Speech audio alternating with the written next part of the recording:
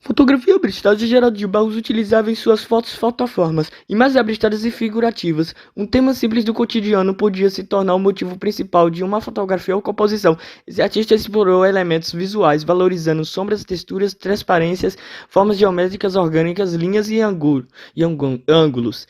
Quando criava uma fotografia abstrata, Geraldo de Barros compunha com elementos visuais, sem a intenção de retratar algo figurativo, explorando detalhes inusitados, como você pode observar na imagem ao lado.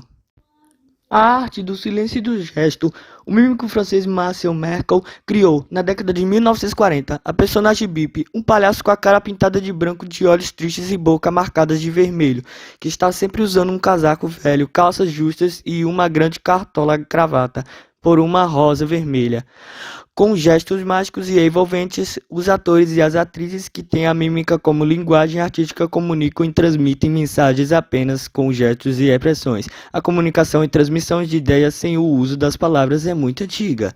Enquanto a arte na Grécia e Roma antigas, a mímica era uma linguagem artística usada em diferentes gêneros teatrais como forma de interpretação da mágica. Na Idade Média, as companhias teatrais italianas de comédia dell'arte, além de improvisações e abrocacias, utilizavam a linguagem da mímica para compor seus espetáculos. Na Idade Contemporânea, a mímica chega às telas de cinema com o ator Charlie Chaplin, 1889 a 1977, o cinema e o mundo, apresentando a marcante personagem Carly. As artes visuais, a dança, o teatro, a música e outras linguagens da arte nascem de contextos culturais, alimentam a cultura e são alimentados por ela.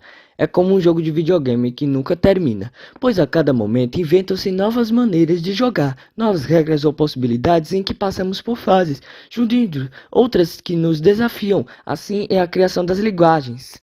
Os equipamentos mudam e oferecem cada vez mais possibilidades de diversão e de fazer arte, como os eletrônicos, auditivos, audiovisuais, comunicativos e interativos. Também há muitos aplicativos e recursos digitais para fruir artes, como jogar e compartilhar imagens, músicas, jogos, vídeos e mensagens com colegas e familiares. Compreender esse mundo de criações que envolve as artes e as tecnologias e irem além do uso das máquinas é observar como diferentes artistas as utilizam para nomear as relações. O mundo contemporâneo está mergulhando. O sul-coreano Nam Jong-park, 1932 a 2006, é um exemplo de artista que, além de usar máquinas em suas produções, soube provocar reflexão sobre nossas relações com as linguagens, os meios de comunicação de massas, as mídias e as tecnologias.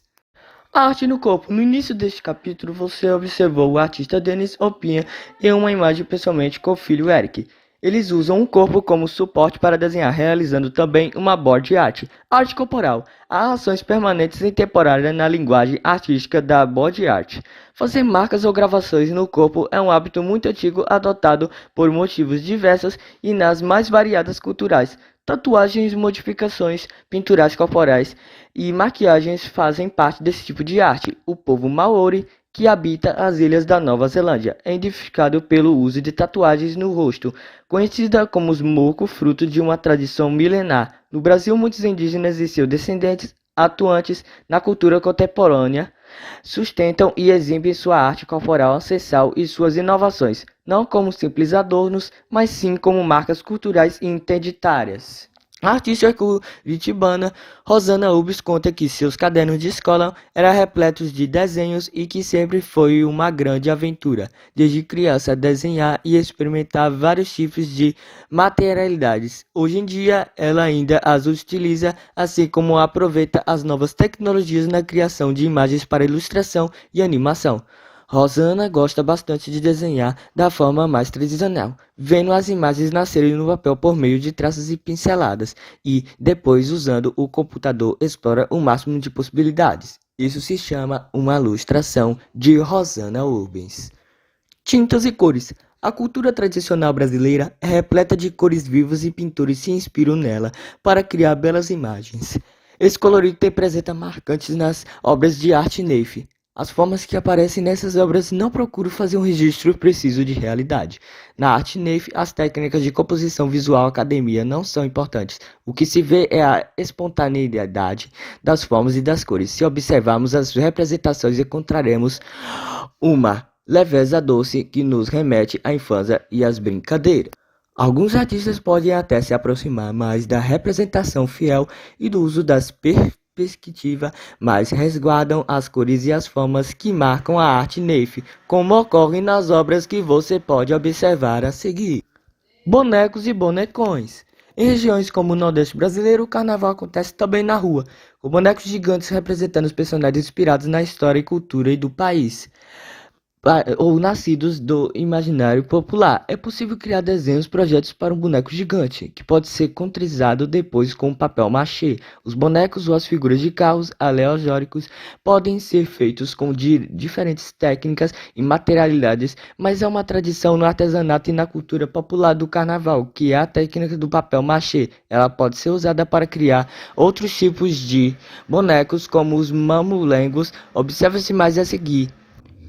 Crítica e grafite. O grafite é um tipo de arte urbana, enquanto parte pública pode atingir um grande número de pessoas. O público do grafite, que está nas paredes das cidades, é formado por pessoas muito diferentes. Uma parede grafitada em frente a uma estação de trem será vista por todos que utilizam o transporte com objetivos distintos, no deslocamento a caminho de casa, da escola, do trabalho, de um local de lazer e etc. Atentos a essa característica da relação entre arte e público, artistas utilizam os muros para expressar críticas à sociedade.